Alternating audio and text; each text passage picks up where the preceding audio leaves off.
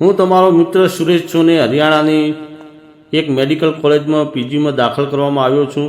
કોલેજમાં જોડાયા ગયો અને કોલેજના ગેસ્ટ હાઉસમાં 2 દિવસ રહ્યા પછી ત્યાંના સ્ટાફની મદદથી મેં અડધો બંગલો ખરીદી લીધો, જેમાં 2 રૂમ, 1 રસોડું અને બાથરૂમ હતું. બાજુમાં કાકી અને કાકા ભાડામાં મકાનમાં રહેતા હતા. તેઓ વૃદ્ધ હતા. બંને સરકારી શિક્ષકની નોકરીમાંથી નિવૃત્ત થયા હતા. તેમને સારું પેન્શન મળતું હતું. તેમને એક દીકરો હતો. તે દિલ્હીમાં એક ખાનગી કંપનીમાં નાની પોસ્ટ પર કામ કરે છે. તે પરિણીત છે. તેના લગ્નને 3 વર્ષ થઈ ગયા છે. તેને કોઈ સંતાન નથી. તેની પત્ની તેની સાથે રહે છે.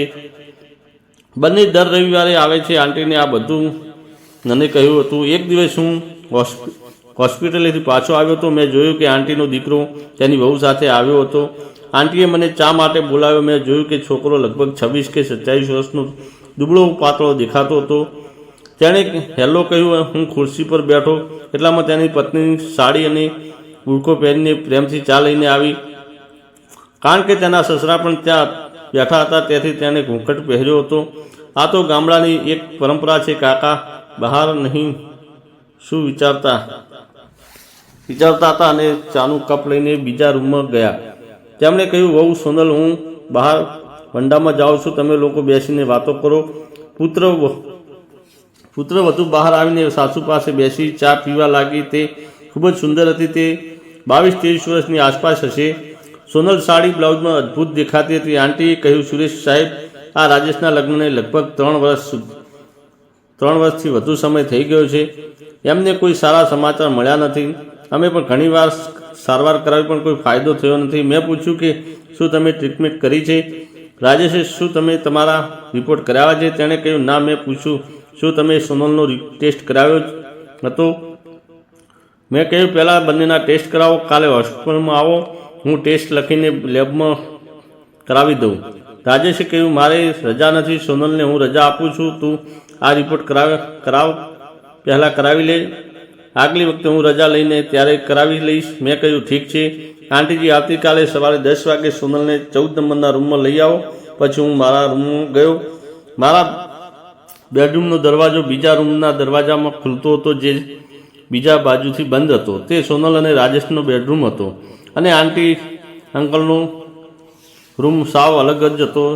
ઘરના પાછળના ભાગમાં હતો. સવારે રાજેશ દિલ્હી ગયો. મેં મારો મોબાઈલ નંબર આંટીને આપ્યો અને સવારે 8 વાગ્યે હોસ્પિટલે ગયો અને 10 વાગ્યે આંટી તેની વહુ સાથે સોનલને લઈને આવી અને મને બોલાવ્યો. મેં મારા એસિસ્ટન્ટને તેની સાથે ટેસ્ટ કરવા માટે લેબમાં મોકલ્યો. લગભગ 2 કલાક પછી તમામ ટેસ્ટ થઈ ગયા. મેં તેમને ઘરે મોકલી દીધા. સાંજે હું હોસ્પિટલથી ઘરે આવ્યો. હું ચા બનાવવા જતો હતો. ત્યાં સોનલનો ચાનો કાપ લઈને આવી. મેં કહ્યું, આની શું જરૂર છે?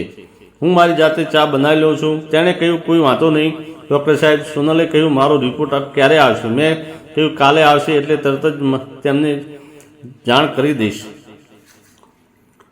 પછી રાતના લગભગ 12 વાગે મેં મારા રૂમમાં સ્ટોપ ખુલવાનો અવાજ સાંભળ્યો. હું જાગી ગયો અને જોયું કે સોનલ તેના બેડરૂમમાંથી મારા બેડરૂમમાં પ્રવેશતી હતી. મેં આશ્ચર્યથી તેની તરફ જોયું અને તેણે મારા મોઢા પર હાથ મૂક્યો અને કહ્યું, ડૉક્ટર, મારા રિપોર્ટમાં કોઈ ખામી હશે તો મહેરબાની કરીને મારી સાસુને કહેશો તો તે મને ઘરમાંથી કાઢી મૂકશે. તે મને રોજ બાંજ નામથી ટોણા મારશે. તેના પુત્રના બીજા લગ્ન કરાવશે. તેણે વધુમાં કહ્યું કે સત્ય એ છે કે રાજેશ મને ખુશ કરી શકતો નથી. તે થોડીવાર પછી સૂઈ જાય છે. હું આ વાત કોઈને કહી શકતી નથી, પણ મને ખબર નથી કે હું તમારા પર કેમ વિશ્વાસ કરું છું. મને એવું લાગે છે કે તમે મારા પરિવારના છો. તમે કહીને સોનલ મારા પગે પડી ગઈ અને મેં તેને મારા બંને હાથ પકડીને ઉપાડી લીધી. તેણીએ મને આલિંગન આપ્યું અને તેના સ્પર્શથી મારું શરીર ધ્રુજી ગયું. તે દરરોજ સાંજે ચાલવા લાગતી. અંકલ આંટીએ મારા પર કોઈ શંકા નહોતી. એક દિવસ રાજેશે કહ્યું, ડૉક્ટર સાહેબ, કૃપા કરીને મારો ટેસ્ટ કરો. મેં કહ્યું, ઠીક છે, કાલે સવારે હોસ્પિટલ આવજો. બીજા દિવસે તે હોસ્પિટલમાં આવ્યો. તેનો ટેસ્ટ કરાવ્યો. રિપોર્ટનો સમય લાગે છે, તેથી મેં તેને ઘરે મોકલી દીધો. જ્યારે રિપોર્ટ આવશે પછી હું તરત જ તમને દવા આપીશ. ચિંતા કરશો નહીં, બધું ઠીક થઈ જશે. રાજેશ સાંજે પરત દિલ્હી જવાનો હતો. હવે તેને તેની પત્નીની સાથે લઈ જવાની હતી. વાત કરી. આંટીએ મને પૂછ્યું તો મેં કહ્યું કે સોનલનો રિપોર્ટ આવ્યો નથી. રિપોર્ટ આવ્યા પછી ટ્રીટમેન્ટ ચાલુ કરવી પડશે. બાકી રાજેશ સમજી ગયો અને સોનલને રહેવા દીધી. 2 દિવસ વીતી ગયા. સોનલનો રિપોર્ટ આવ્યો, બધું નોર્મલ હતું, બસ રાજેશને કંઈક ખોટું હતું. મેં આંટીને કહ્યું કે સારવારમાં સમય લાગશે પણ બંનેને બાળક ચોક્કસ થશે. આમ મારી ગેરંટી છે. આ ઘરમાં આ બધું ખુશ હતા. સોનલ રાત્રે મારી પાસે આવી અને બોલી, સાહેબ મારા રિપોર્ટમાં કંઈક ખોટું છે. મેં તેને કહ્યું કે હા, પણ હજુ જાણી જોઈને ખોટું બોલ્યો, કારણ કે હું તને પ્રેમ કરવા માંગતો હતો. જો મેં તેને સાચું કહ્યું હતું તે કદાચ ના પાડત. મેં કહ્યું આજે હું તને સ્વર્ગમાં લઈ જઈશ. સોનલે કહ્યું મને હજુ નીકળે છે. મેં કહ્યું ના, હું કાલથી દવા શરૂ કરી દઈશ. મને ખબર હતી કે વિટામિન ડીની ઉપરથી પીડાશો સમય વધી જાય છે.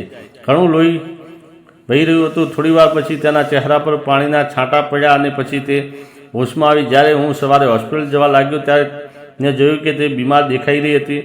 મેં આંટીને પૂછ્યું કે સોનલને શું થયું છે, પરંતુ આંટીએ કહ્યું તે લપસી ગઈ હતી અને મને મોજ આવી ગઈ હતી. મેં કહ્યું કે હું દવા આપી દઉં. પછી હું મારા રૂમમાંથી પેઇન ગોળી લઈને આવ્યો અને કહ્યું કે એક ડોઝ લઈ લેજે. સાંજે જ્યારે હું પાછો આવું ત્યારે બધું સારું હતું. રાજેશ આવ્યો અને મને પૂછ્યું, ડૉક્ટરે મારા રિપોર્ટમાં શું જોવા મળ્યું? રાજેશને કહ્યું કે થોડીક તકલીફ છે, હું સારવાર શરૂ કરી દઉં છું, તું ઠીક થઈ જઈશ. થોડો સમય લાગશે પણ તું પિતા બની જઈશ. બસ હું તને જે દવા આપું છું તમે તેને લેવાનું શરૂ કરો. મેં તેને ગોળીઓ આપી. સાંજે લેજો. સોનલની 3 થી 4 દિવસ દૂર રહો, સતત દવા લેતા રહો. મને ખબર હતી કે રાજેશમાં ઉત્પન્ન છે તે બાળકને જન્મ આપી શકે તેમ નહોતું, પરંતુ ગોળી તેની ઉત્પન્ન દૂર કરશે અને આનાથી તે મારી સારવારમાં વિશ્વાસ કરશે. 2 દિવસ આમ વીતી ગયા અને સોનલે પણ માનસિક શ્રવણ શરૂ કર્યો. તેણે ઇશારો કર્યો અને તે આજ રાતે મારી પાસે આવવાની છે. તે મને સવારે ચા આપવા આવી હતી. પછી તેણીએ કહ્યું કે હું આજે રાત્રે આવીશ. આંટી અંકલને મારા વિશે કોઈની શંકા ન હતી.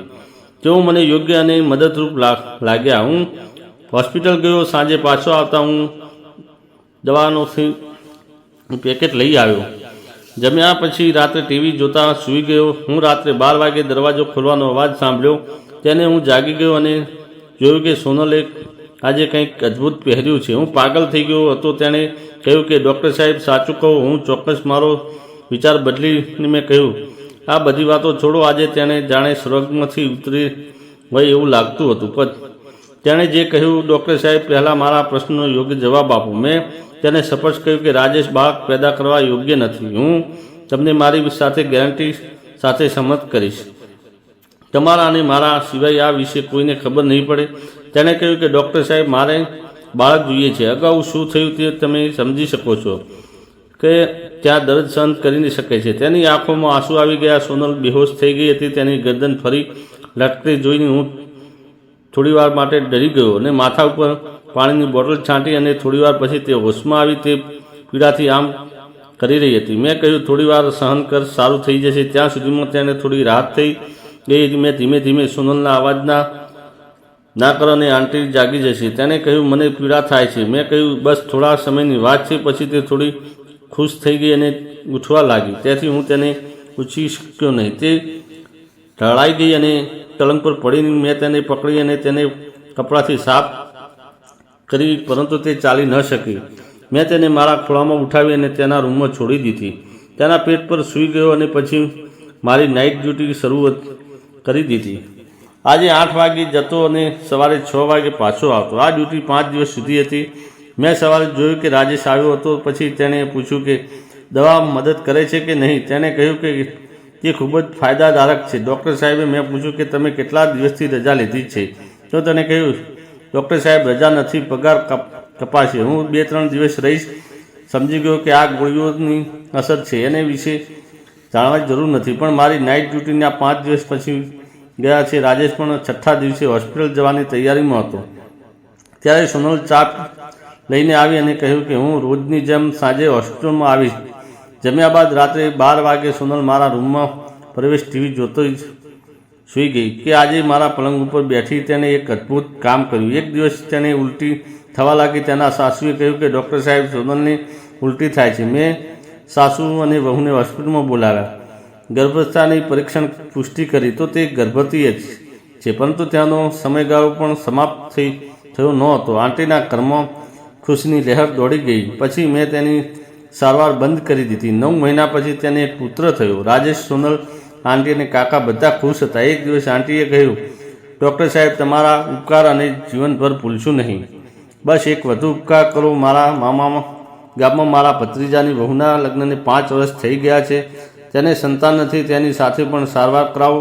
ત્યાંથી મેં તેને કહ્યું કે તમે તેને અહીંયા બોલાવો. અમારી ચેનલ પર નવા છો તો અમારી ચેનલને સબસ્ક્રાઈબ કરો અને વિડીયો પૂરો જોવા બદલ ધન્યવાદ મિત્રો. ફરી મળીશું એક નવી વાર્તામાં. ત્યાં સુધી આવજો. ધન્યવાદ.